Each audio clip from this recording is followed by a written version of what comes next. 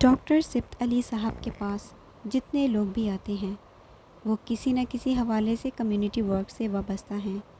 کچھ پہلے ہی اس کام میں انوالو ہوتے ہیں اور جو پہلے نہیں ہوتے وہ بعد میں ہو جاتے ہیں۔ ڈاکٹر سبت علی سے پہلے ملاقات کے بعد فرقان نے اسے بتایا ان کے پاس آنے والے زیادہ تر لوگ بہت کوالیفائڈ ہیں، بڑے بڑے اداروں سے وابستہ ہیں۔ میں بھی اتفاقاً ہی ان کے پاس جانا شروع ہوا۔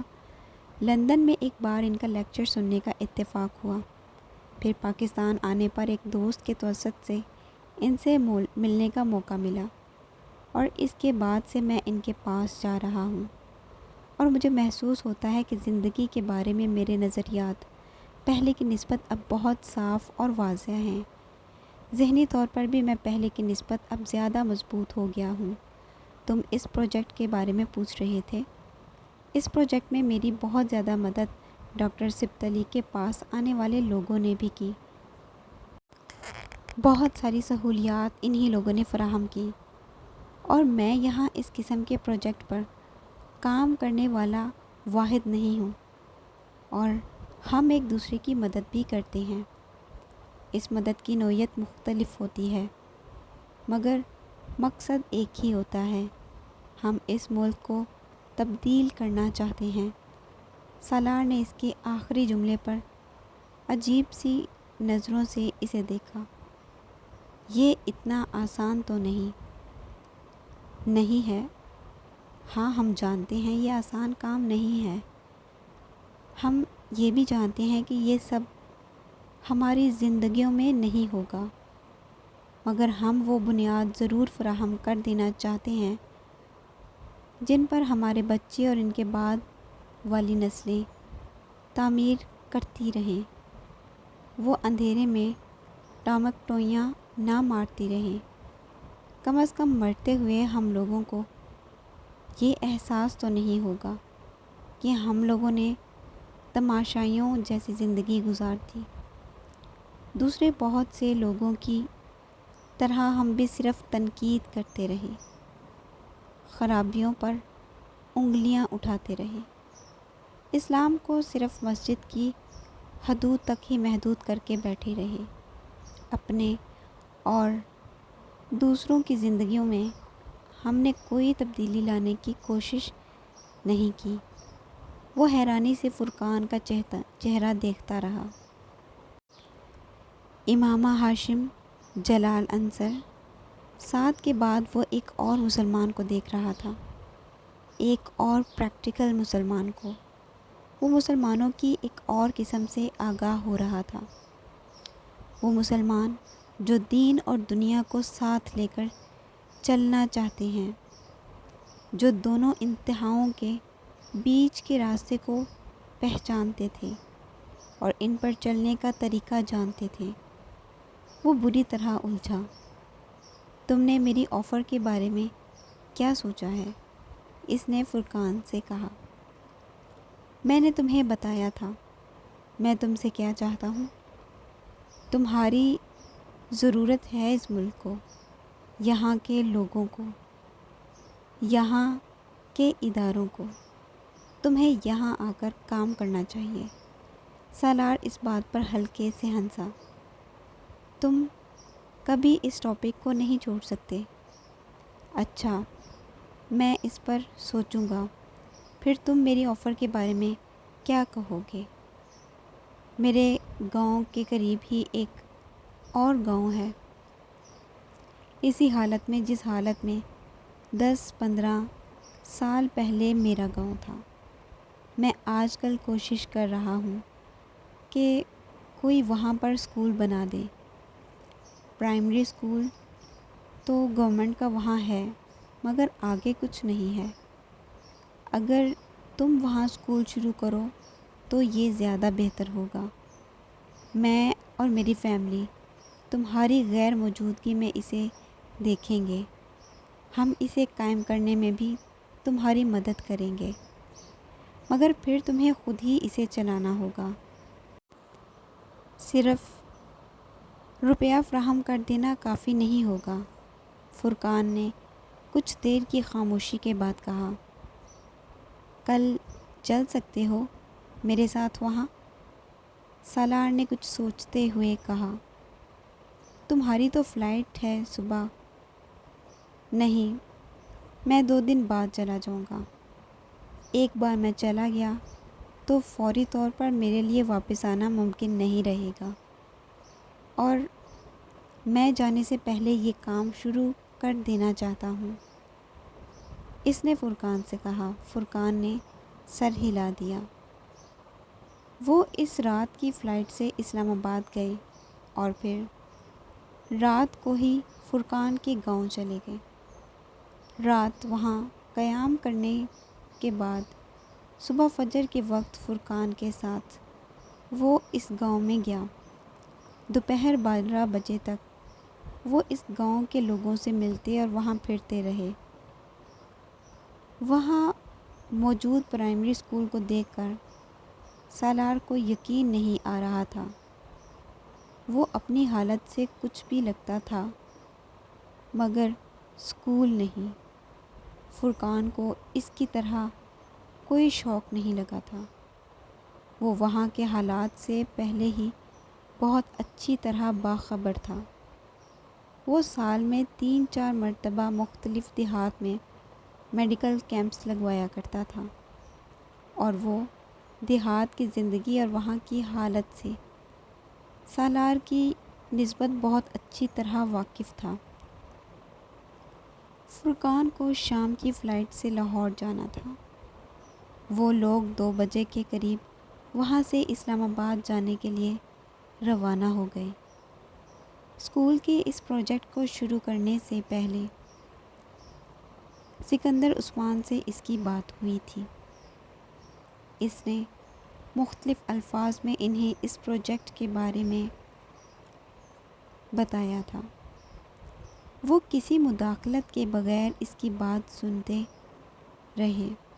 پھر انہوں نے بڑی سنجیدگی سے اس سے کہا، سب کچھ کیوں کر رہے ہو تم؟ پاپا، میں اس کام کی ضرورت محسوس کرتا ہوں لوگوں کو۔ انہوں نے سالار کی بات کاٹ دی۔ میں اسکول کی بات نہیں کر رہا۔ پھر آپ کس چیز کی بات کر رہے ہیں؟ وہ حیران ہوا۔ میں تمہارے لائف سٹائل کی بات کر رہا ہوں۔ میرے لائف سٹائل کو کیا ہوا؟ وہ چونکا۔ سکندر عثمان اسے دیکھتے رہے۔ تم نے قرآن پاک حفظ کرنے کے بارے میں ہمیں اس وقت بتایا جب تم حفظ کر چکے تھے۔ اوکے فائن، میں نے کچھ نہیں کہا۔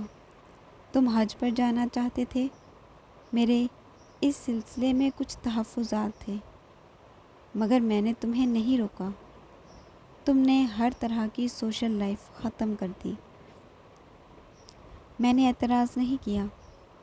تم مذہب میں ضرورت سے زیادہ دلچسپی لینے لگے، نماز شروع کر دی، وہ بھی مسجد میں۔ میں نے پھر بھی کچھ نہیں کہا۔ تم نے بزنس کرنے کی بجائے جاب کرنا چاہی، وہ بھی یہاں نہیں امریکہ میں۔ میں نے تمہیں کرنے دی۔ اب تم ایک اسکول کھولنا چاہ رہے ہو۔ اب ضروری ہو گیا ہے کہ ہم اس تمام معاملے پر کچھ سنجیدگی سے بات کر لیں۔ سکندر عثمان بے حد سنجیدہ تھے۔ تمہیں اندازہ ہے کہ تمہارا یہ لائف سٹائل تمہیں ہمارے سوشل سرکل کے لیے ناقابل قبول بنا دے گا۔ پہلے تم ایک انتہا پر تھے، اب تم دوسری انتہا پر ہو۔ 25-26 سال کی عمر میں جن کاموں میں تم اپنے آپ کو انوالو کر رہے ہو وہ غیر ضروری ہیں۔ تمہیں اپنے کیریئر پر دھیان دینا چاہیے اور اپنے لائف سٹائل میں تبدیلی لانی چاہیے۔ ہم جس کلاس سے تعلق رکھتے ہیں وہاں مذہب سے ایسی وابستگی بہت سے مسائل پیدا کر دیتی ہے۔ وہ سر جھکائے ان کی باتیں سن رہا تھا۔ اور صرف تمہارے لیے ہی نہیں، ہمارے لیے بھی بہت سے مسائل پیدا ہو جائیں گے۔ تم خود سوچو، تم لوگوں کو کیا امپریشن دینے کی کوشش کر رہی ہو۔ کل کو ہم یا تم خود جب اپنی کلاس کی کسی اچھی فیملی کی لڑکی کے ساتھ شادی کرنا چاہو گے تو تمہاری یہ مذہبی وابستگی تمہارے لیے کتنے مسائل پیدا کریں گی تمہیں اندازہ نہیں ہے۔ کوئی بھی فیملی سکندر عثمان کا نام دیکھ کر یا تمہاری کوالیفیکیشنز دیکھ کر اپنی بیٹی کی شادی تم سے نہیں کر دے گی، اور اوپر سے تم نے اس عمر میں سوشل ورک شروع کرنے کی ٹھان لی ہے۔ جب تمہاری عمر کے لوگ اپنے کیریئر کے پیچھے بھاگ رہے ہوتے ہیں، تم یونیسیف میں بہت سوشل ورک کرتے رہے ہو، اتنا کافی ہے۔ ضروری نہیں ہے کہ تم یہ سب کچھ اپنی پرسنل لائف میں بھی شروع کر دو۔ جو پیسہ تم اس اسکول کو پر اور لوگوں کی زندگیاں بہتر بنانے کے لیے ضائع کرو گے، اسے تم اپنی آئندہ آنے والی نسلوں کے لیے محفوظ کرو، انہیں آسائشیں دینے کے لیے، ایک آرام دہ لائف سٹائل دینے کے لیے۔ اپنے آپ پر خرچ کرو۔ 300 سال کی زندگی نہیں ہے تمہاری، پھر اتنی سی عمر میں بڑھاپے کو کیوں سوار کر لیا ہے تم نے اپنے اعصاب پر؟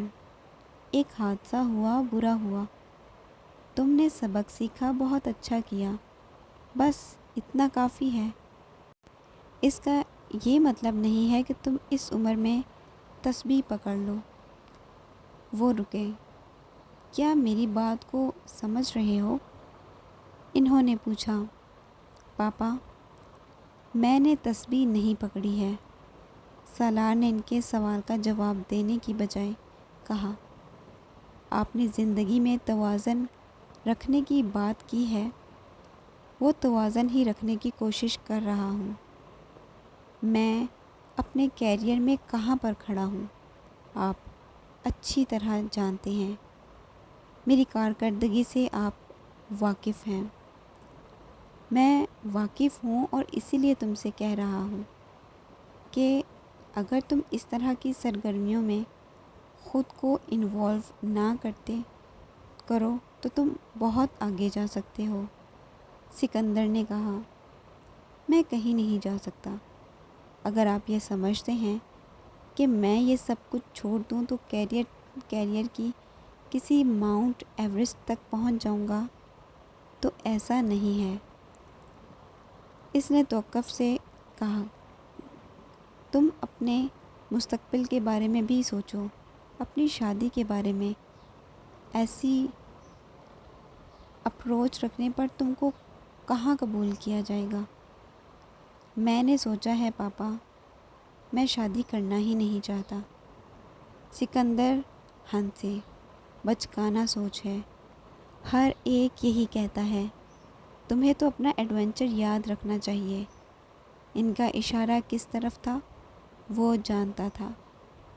وہ بہت دیر کچھ نہیں کہہ سکا، یہ بھی نہیں کہ وہ اس ایڈونچر کی وجہ سے شادی نہیں کرنا چاہتا تھا۔ مجھے یاد ہے۔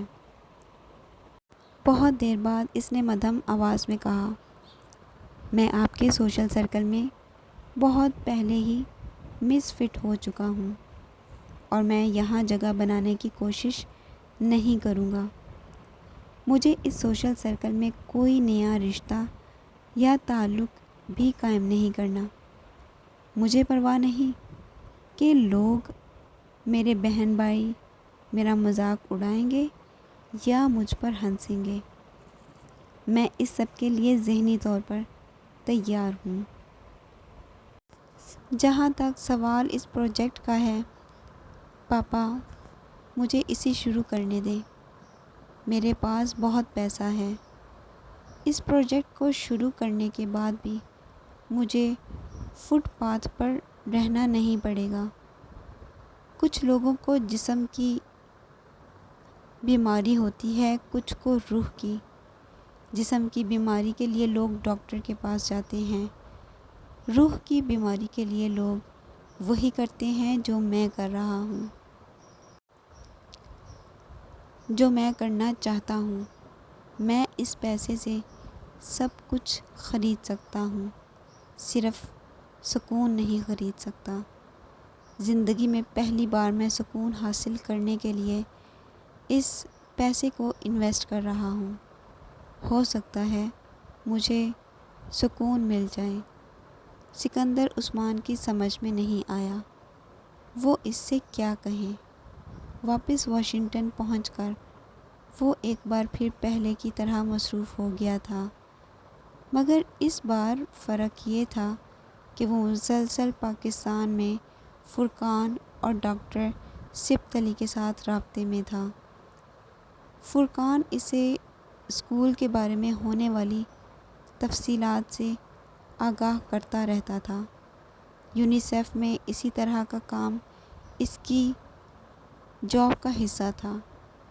اسے اس طرح کے کام کے لیے بہت اچھا معاوضہ دیا جاتا تھا، مگر پاکستان کے اس قوم میں اس طرح کے کام کا آغاز، اور وہ بھی اپنے وسائل سے چند سال پہلے کے سالار سکندر کو جاننے والے کبھی بھی اس بات پر یقین نہیں کرتے۔